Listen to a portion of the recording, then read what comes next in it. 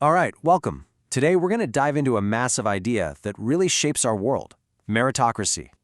You know, we're always told that life is this fair race, where the smartest, most hardworking person wins. But is that really how it works? Let's get into it. So, let me ask you this right off the bat. Just take a second and really think about it. Your career, where you live, your lifestyle, how much of that is purely down to you and your own sweat and effort? And how much of it was maybe shaped by where you started? That's the real question we're digging into today. Okay, so to really get this, we need to talk about social mobility. It sounds kind of academic, but it's simple. It's just the ability for people to move up or down that social ladder. It's all about your chances to actually change your position in life. And sociologists have a couple of key ways to measure this. There's inter-generational mobility. That's comparing you to your parents. Did you climb higher on the ladder than they did or fall back? Then there's intra-generational mobility, which tracks your own journey. Think about your first job compared to where you are now. And all of this brings us right to the heart of it, the ideal of meritocracy. The idea of a society where your place is earned, achieved, based on your talent and your effort, not who your parents are. I mean, it's a powerful and really appealing idea, right? It's the bedrock of what we think of as a fair society. But how is it supposed to actually work? Well, if you ask one major school of thought, the functionalist view, the answer is simple: education. They see the whole school system as the ultimate machine for creating a truly meritocratic society, the great equalizer. The theory goes like this.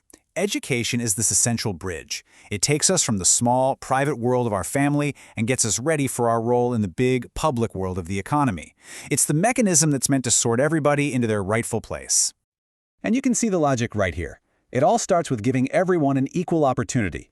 Then you use objective tests, exams, to figure out who's got talent and who works hard. That merit gets rewarded, and the end result? The most important jobs in society get filled by the most qualified people. It's a competition, sure, but in theory, it's a fair one. Now check out this quote from the sociologists Davis and Moore, because this is where it gets really interesting. They argued that this whole sorting system and the inequality it creates is actually necessary for society to function. It's a device society uses to make sure the best people rise to the top. So from this perspective, inequality isn't a problem to be solved, it's actually the solution. Okay, but what if that competition isn't fair at all? And that brings us to a totally different take, the conflict perspective. This view is all about power and inequality, and it asks a tough question. Is the whole idea of meritocracy just a myth? A nice story we tell ourselves to cover up a rigged game? This slide just lays it out perfectly. On one side, you have contest mobility. That's the ideal, an open race for everyone. But on the other, the critique points to sponsored mobility. This is the idea that the wealthy basically sponsor their own kids, giving them all these hidden advantages that rig the race right from the start. So what are these hidden advantages we're talking about? Well, a huge one is social capital. This isn't about what you know, it's about who you know. It's those powerful networks, the connections you build at elite schools that can just swing open doors that are completely locked for everyone else. And this leads to something called social closure. Think of it like this. The top jobs and professions are kind of closed off from below. It's not an open competition. You have to have gone through a very specific and usually very expensive educational pipeline just to even get a foot in the door. Now, taking this a step further, Marxists would argue this is no accident. They'd say the entire education system is designed to do one thing and one thing only: reproduce the class system we already have. It teaches most of us just enough to be good workers, while it teaches a select few how to be the next generation of bosses. So here's the kicker. What about those few working-class kids who do make it? Well, from this critical perspective, they are actually essential to keeping the whole myth of meritocracy alive. Their success stories get held up as proof that the system is fair, and that allows us to blame individuals when they fail, instead of questioning the system itself. But hold on, there is a third way to look at this with a totally different argument. This is the new right view. It's all about individualism and free markets, and it completely reframes the debate around personal agency and the power of choice. For thinkers like Saunders, it boils down to this. In any competitive system, you're going to have winners and losers. And who ends up where is determined by the choices they and their families make. So they'd argue that middle-class kids often succeed because their parents simply choose to invest more time, energy, and money into their education. And this leads us to a fascinating concept called parentocracy, a system where a child's education depends more on their parents' wealth and wishes than on their own natural ability. And here's the twist. The new right actually thinks this is a good thing. They advocate for a free market of schools where parents are the customers picking the best option for their kid. But here comes the big counter-argument. Is it really consumer choice if only the wealthy can afford the best products?